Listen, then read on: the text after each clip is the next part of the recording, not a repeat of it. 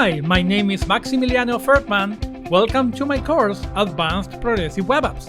I'm a mobile app and web developer, trainer and author. Progressive Web Apps are a new challenging platform for web developers.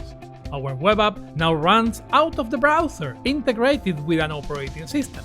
In this course, we're going to increase the user experience of our PWA by using available APIs and abilities.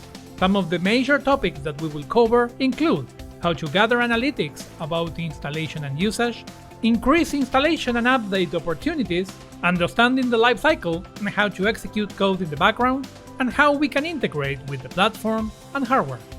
By the end of this course, you will know how to improve installation reliability and conversion, how to deal with background execution and apps lifecycle, the abilities available on PWAs to access hardware and sensors, and how to integrate to the platform as all the other apps in the system.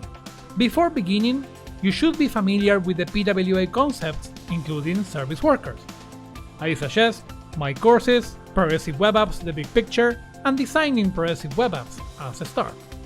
I hope you will join me in this trip to improve the experience of our PWAs with the Advanced Progressive Web Apps course at Pluralsight.